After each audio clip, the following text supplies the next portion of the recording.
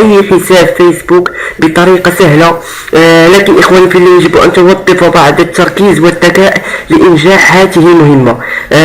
والله لقد كلفتني إخواني في الله هذه الطريقة أيام وأسابيع في الاجتهاد، ووظفت فيها كامل تجربتي ومهاراتي التقنية حتى وجدت لغز الاختراق أخيرا والحمد لله.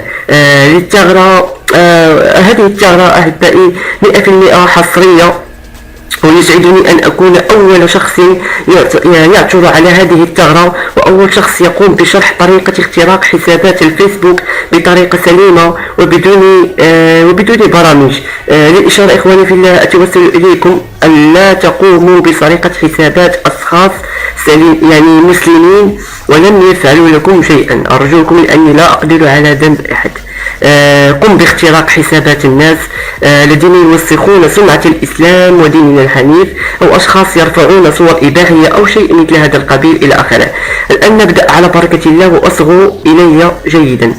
أولا يجب الذهاب إلى بروفايل الشخص المراد اختراقه، يعني نكتب اسم الشخص المراد اختراقه. مثلا أي شخص هنا، يعني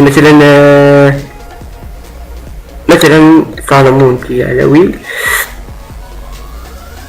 نعم، الآن نأتي إلى كيفية اختراق هذا الحساب. ننسخ اليوزر نايم، هذا هو يوزر نايم يعني الحساب.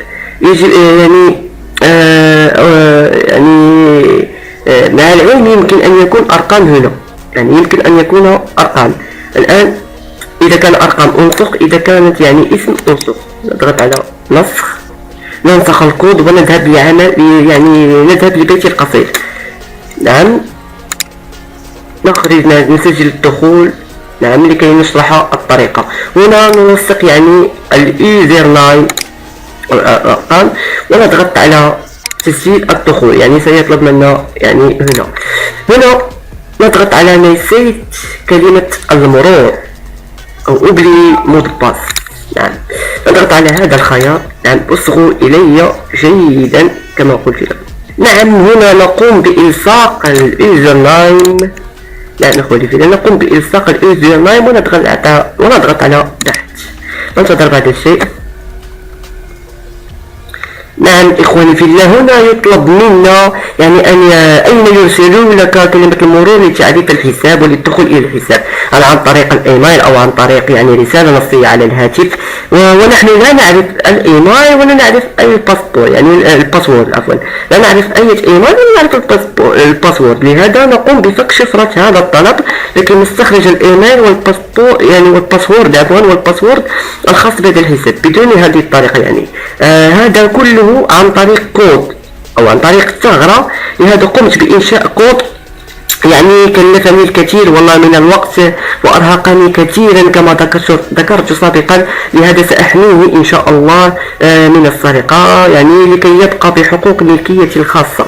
لهذا قوموا بالذهاب إلى صفحتي على الفيسبوك بروكاسات ستجدونها أسفل الفيديو وراسلوني، وإن شاء الله سأعطيكم الكود وسأكون عند طلب أي شخص كما كان، يعني امرأة أو رجل صغير أو كبير، يعني الكل وأنا في خدمتكم والحمد لله على نعمة الإسلام. هذا كله لكي أحمي ملكيتي الخاصة وأحمي مجهودي لكي لا يذهب يعني لا يذهب يعني في مهب الرياح. يعني هذا هو الكود، يعني هذا هو الكود. نعمل له نسخ، يعني نعمل له نسخ ونضغط على F12 على الكيبورد الخاص بكم. نعم، كل ما علينا فعله إخواني في الله هو الذهاب إلى الإديتور ديستيل، يعني يعني لإدخال الكود. هنا يعطينا كتابة، يعني كتابة هنا كتابة، يعني طريقة سهلة. كل ما علينا فعله هو الذهاب إلى يعني إلى الفراغ الأول، هذا يعني الفراغ الأول نرجع قليلا. هنا أول شيء يعني لكي أثبت لكم بهذا عملي وخاصة وهذه الطريقة يعني شغالة إن شاء الله وبحمد الله. يعني لاحظوا هنا يعني إدارة الفيسبوك ماذا تكتب، يعني يعني لاحظوا ماذا كتبت: ميزة المتصفح هذه موجهة للمطورين. إذا طلب منك شخص ما نسخ أو لصق أي شيء من هنا لتمكين ميزة على فيسبوك أو اختراق حساب شخص آخر، فإن هذه محاولة احتيالية وستتيح له الوصول إلى حساب الفيسبوك الخاص بك. يعني ستوب، يعني تحذر، يعني إدارة الفيسبوك تحذر يعني مستخدميها بعدم الدخول يعني أو الدخول إلى هنا. يعني وهذا الأمر الذي شغلت إليه كثيرا. يعني قلت مع نفسي ما دام فيسبوك كتب هذا الأمر إلا وهناك يعني ثغرة توجد هنا. يعني إدارة الفيسبوك يعني خائفة من هذه الثغرة وهذه الخاصية. يعني هنا للتوضيح يعني أكثر فأكثر. يعني بيت القصيد يوجد هنا إيديتور، يعني هنا في الفراغ الأول كما قلنا نكتب يعني ننسق يعني الكود الخاص يعني الذي أجريناه قليلا قبل قليل. هنا حين كتابة الكود نضغط على انتري ونكتب هنا يعني اكونت. لاحظوا معي كثير، لاحظوا معي اكونت فيسبوك. هذا يعني اكونت فيسبوك لكي تثبت لإدارة فيسبوك انك يعني يعني لكي لا يشكوا فيك، كي لا يشكوا انك يعني تريد اغتيال هذا الفيسبوك. اكونت فيسبوك يعني ونضغط على اونتري وننتظر قليلا ان ادارة الفيسبوك تقوم بمعالجة الامر، لكنها مجبرة على فتحه لانها لا تعرف الثغرة فتظن انك صاحب الحساب وانك لم تقم بفك شفرة الحساب. المهم ننتظر قليلا. نعم هنا اخواني في الله يعطينا الايميل والكود الخاص بالحساب يعني بطريقة احترافية جدا وثغرة قمت باكتشافها والحمد لله ومبروك عليك الباسورد. يعني نأتي الآن لفتح الحساب لكي نجرب وأقوم بتجربة الباسورد والإيميل المخترق. نقوم بنسخ الإيميل، يعني هذا هو الإيميل وهذا هو الباسورد أسفل الصفحة. نضغط على الإيميل ننسخه. نعم لكي لا تقول إن طريقة يعني والحمد لله للأحسن. نعم فيسبوك. نعم هذا هو الإيميل. نعم لقد كان يعني بالعزماء تحول إلى إيميل والحمد لله.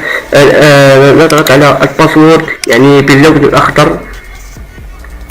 نعم الباسورد الخاص بالحساب ونجرب الآن نجرب افتتاح الحساب أو لا. نضغط على الباسورد ونضغط على تسجيل الدخول. نعم إخواني في الله هذا هو الحساب. يعني طريقة يعني فعالة يعني والله يعني فرحت لأني كنت من أول مكتشفين هذه الثغرة والحمد لله. نعم هذا هو الحساب المخترق. إذا كنت تريد أن تحذفه فقم بحذف الحساب المخترق نهائيا أو قم بحذف الإيميل الخاص بهذا الحساب. المهم هو أنك اخترقته بدون صعوبة، ولهذا يجب يعني أن أطلب السماحة من هذه الفتاة مسكينة لأنها صديقة لي والله. قمت باختراق حسابها لكن لكي أشرح به الطريقة الإخواني الكرام على اليوتيوب وعلى صفحتي في الفيسبوك فقط. وللملاحظة إخواني في الله لكي لا تحطوا علي الكذب، ليس كل حساب يخترق، لأن بعض الحسابات عاملة سيكوريتي لحسابها الشخصي إما عن طريق الهاتف أو عن طريق كتابة باسورد حديدي. لهذا قد تجدون صعوبة في بعض الحسابات على الفيسبوك لكنها ليست كثيرة. وكما ذكرت سابقا أني بريء من كل شخص اخترق حساب فيسبوك لشخص مسلم، أو بريء من أي فعل هاجم أعداء الله وأعداء الإسلام وأترك عليكم المسلمين والله اللهم إني بلغت. إلى هنا أكون قد أنهيت هذا الشرح القيم.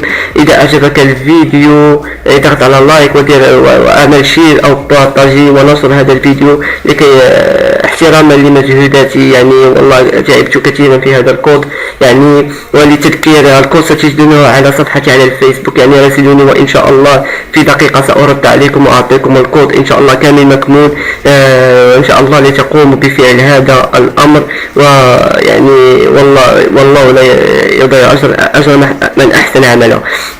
يعني كما ذكرت إلى هنا أكون قد أنهيت هذا الموضوع الرائع. لا تنسوا الضغط على سبسكرايب والاشتراك في القناة ليصلكم آخر ما عندي. إذا كانت لديكم أي استفسارات أو يعني أي استفسارات على هذه الطريقة، أو هناك يعني استفسارات أخرى في مجال الإعلاميات أو مجال الفيسبوك، راسلوني على الفيسبوك إن شاء الله، وسأكون عند حسن ظنكم وأرد عليكم على كامل مستجداتكم. والسلام عليكم ورحمة الله تعالى وبركاته.